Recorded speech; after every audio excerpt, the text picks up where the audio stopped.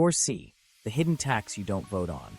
When Door A sparks backlash and Door B risks a voter revolt, policymakers lean on the lever that doesn't need a press conference.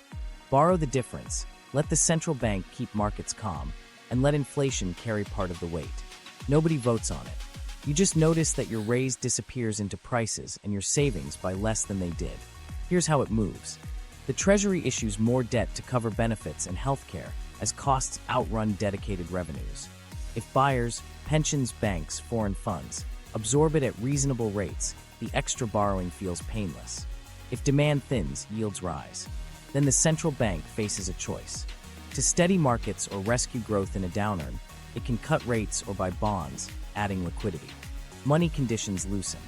Inflation pressure rises with a lag, especially when supply is tight and labor is scarce. Inflation is a tax paid in the checkout line. It clips everyone, but not equally. Wage earners negotiate with delay. Pay bumps trail prices, then catch up unevenly. People in concentrated industries or with rare skills stay ahead. People with less bargaining power lag. Fixed benefits have cost of living adjustments, but those formulas don't capture every shift. Housing quality, insurance deductibles, shrinkflation. You keep your nominal benefit. It's real bite dulls. Bracket creep does the quiet follow-up. Tax thresholds often adjust slower than wages in an inflation year, or they miss certain credits and surtaxes. You slide into higher brackets without feeling richer. Governments collect a larger share without changing a rate. Dorsey loves that. It claims progress without a vote. Asset owners and wage earners live two different stories under inflation. If you own a business with pricing power or a rental in a tight market, you can pass through higher costs. Your equity rides the wave, sometimes faster than prices. If you live on a paycheck with little room to negotiate and your savings sit in cash, you sink. The same inflation that trims the real value of debt also trims the real value of wages and emergency funds. Now step into a split screen. On the left, a 35-year-old couple in Austin rents, carries $10,000 in savings, and plans a first home purchase in 2 years. Groceries rise 10% in a year. Rent renews up 8%. Their emergency fund, untouched, lost a month of living power. They push the home timeline back. On the right, a 62-year-old with a paid-off house and a stock-heavy portfolio watches nominal values jump. His Social Security COLA bumps his check. His property taxes climb, but slowly. Dorsey taxed the couple harder. Debt dynamics add another layer. When inflation runs hot, lenders demand higher nominal rates to protect real returns. If the central bank tightens to tamp prices, borrowing costs climb everywhere. Mortgages, car loans, business lines of credit, all more expensive. That's a second channel of pain for younger households trying to buy assets. Inflation first pushes prices up and makes you chase. The response raises rates and makes the chase pricier. Here's where policy whiplash lives. To manage inflation, the central bank must slow demand. To sustain fiscal programs, politicians prefer growth and easier financing. The push-pull creates zigzags, stimulus, then restraint, rate hikes, then pause, guidance that shifts with data. Households can't plan around whiplash. They accept shorter planning horizons. They stockpile or delay. Both behaviors feed volatility. Meanwhile, a subtle narrative forms. Promises kept. Checks go out on time. Benefit formulas apply. Healthcare coverage continues. On paper, the social contract holds. In reality, the purchasing power of those promises drifts down, especially for items without perfect indexation. The appearance of stability masks a recalibration. Dorsey pays part of the bill through time and perception. Now a micro-story from a shop floor in Toledo.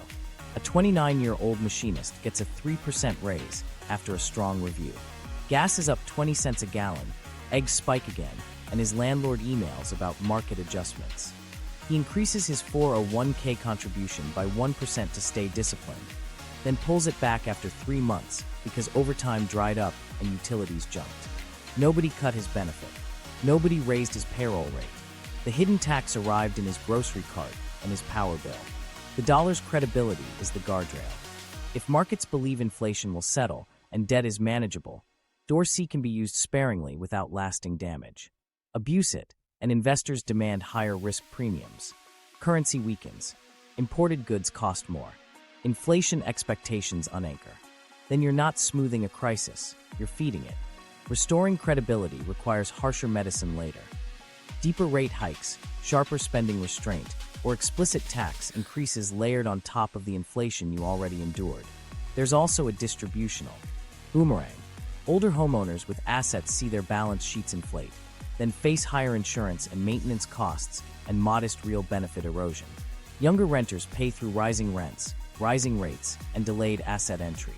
Retirees on lower fixed incomes suffer because their basket, medical services, utilities, food, often inflates faster than headline measures. Dorsey claims to spare politics and ends up choosing winners and losers without a vote. It doesn't mean inflation is always a policy error. Recessions warrant support. Emergencies require cushioning. But using persistent inflation as a funding strategy is corrosive. It degrades planning, erodes trust, and teaches people to game the system rather than invest for the long term. You start hearing conversations about gold, crypto, collectibles, not because of fundamentals, but because people don't trust tomorrow's prices. There are ways to blunt Dorsey's damage. Index brackets and credits fully and transparently. Protect the oldest old with targeted supplements that account for medical inflation. Keep central bank independence credible and focus fiscal expansions on productivity, childcare capacity, housing supply, permitting reform, infrastructure that shortens supply chains. If you must borrow, borrow for investments that raise real capacity, not just for checks that stoke demand without adding supply. Here's what nobody says clearly when Dorsey is in play. It's still a choice about who pays. It taxes savers in cash, renters, and wage earners without bargaining power. It benefits debtors, owners of scarce assets, and institutions that can reprice quickly. If we're going to use it, we should say so, design around its harms, and stop pretending it's free. Because once the hidden tax takes hold, it's hard to turn off. And the longer it runs, the more it becomes the culture, short-term thinking, defensive finance, and a generation that never quite catches up. The timeline, when the music stops. While Dorsey hums in the background, calendars start to matter. Programs don't run on vibes. They run on statutes and trust fund balances that hit zero on a date that can't be wished away. The question isn't if the music stops. It's which song ends first, and what the room does when the speakers cut.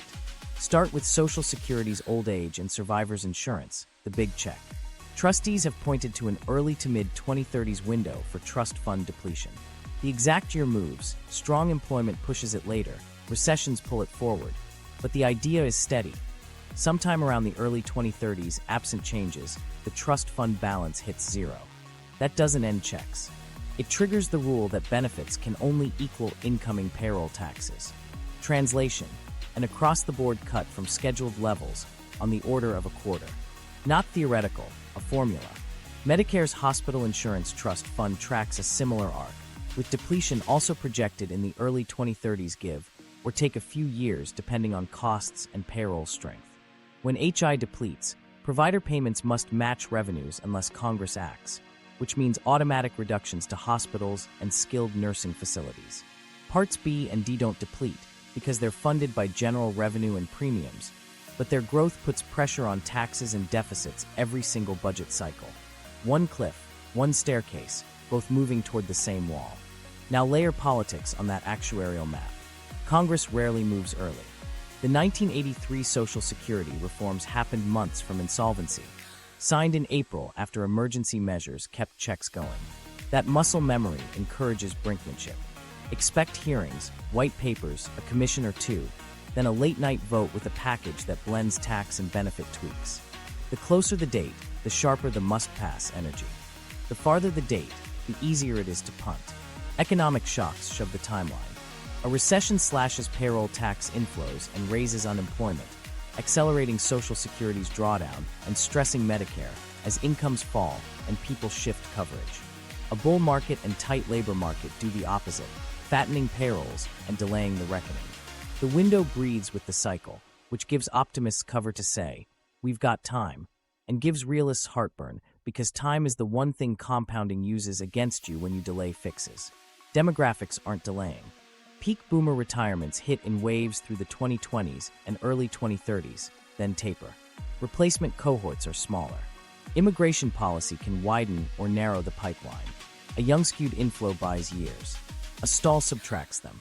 Participation among prime age workers matters too. Every tenth of a point regained adds revenue. Every tenth lost speeds depletion. You won't see that as a headline. You'll feel it as another year shaved off the trustee projection. Meanwhile, states and cities set their own clocks. Pension amortization schedules stretch decades. When markets sag, contribution ramps kick in a few years later by design. Those ramps often coincide with federal fixes, stacking local tax increases on top of federal changes. From your vantage point, 2032 to 2036 looks like a corridor of policy toll booths.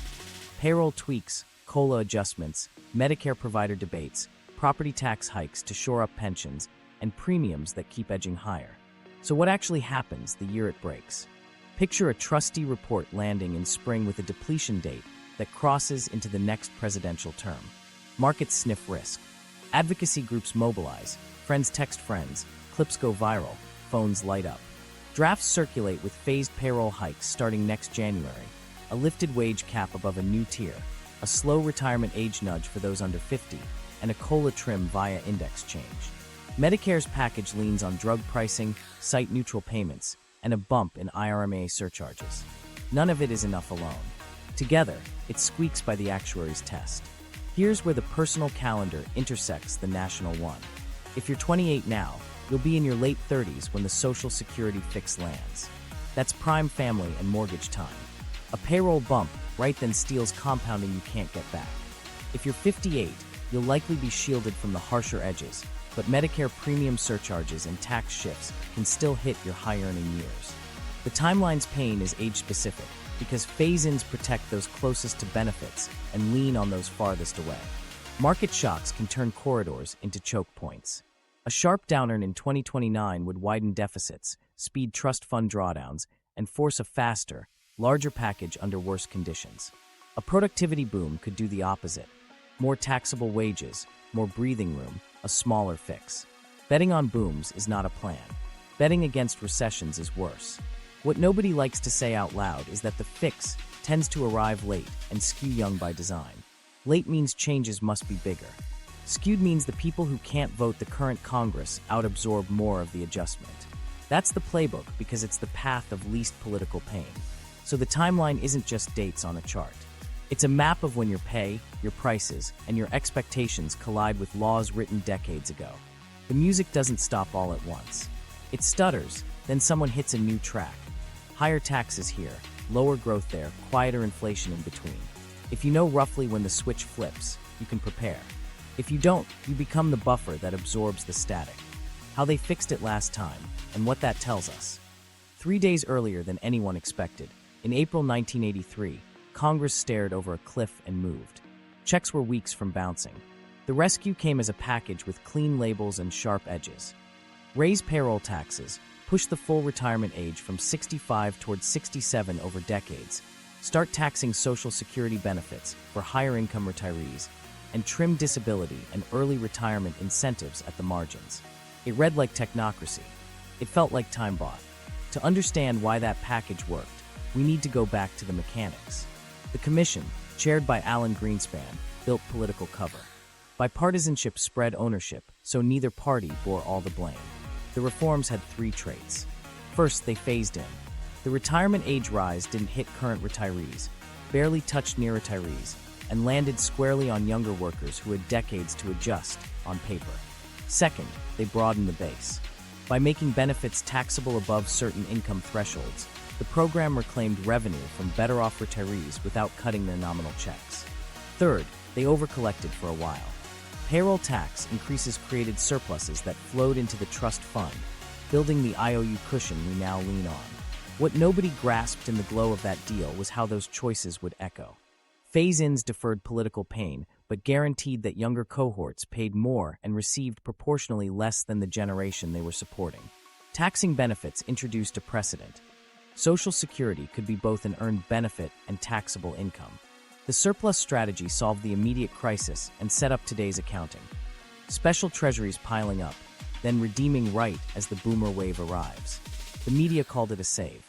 Trustees issued charts that bent upward. The public heard solvent. Meanwhile, the slope of the fix leaned toward people who couldn't vote anyone out for decades.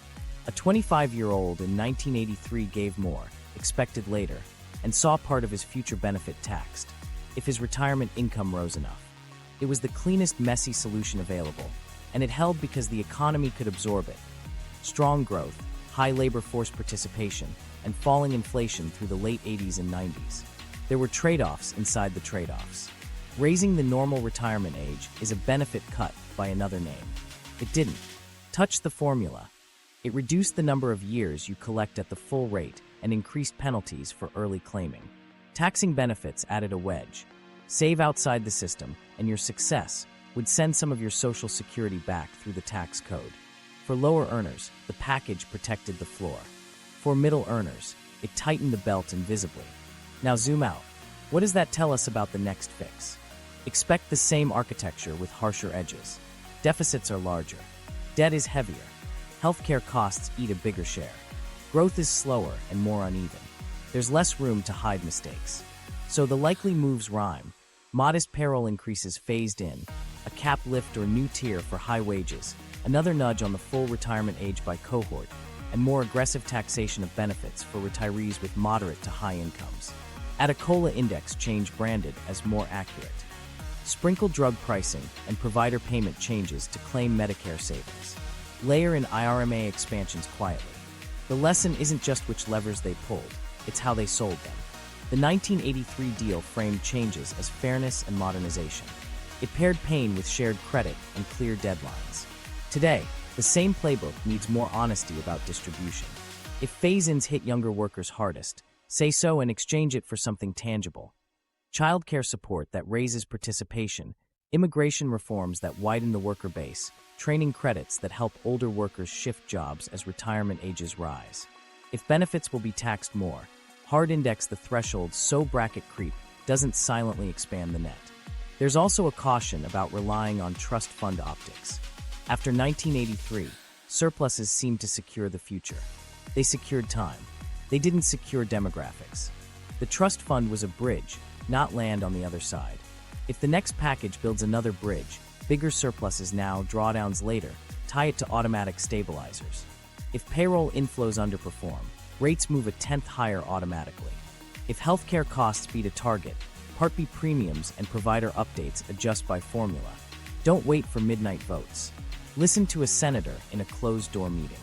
We'll shield anyone over 55. That sentence carries the essential politics of reform. Protect those closest to collecting.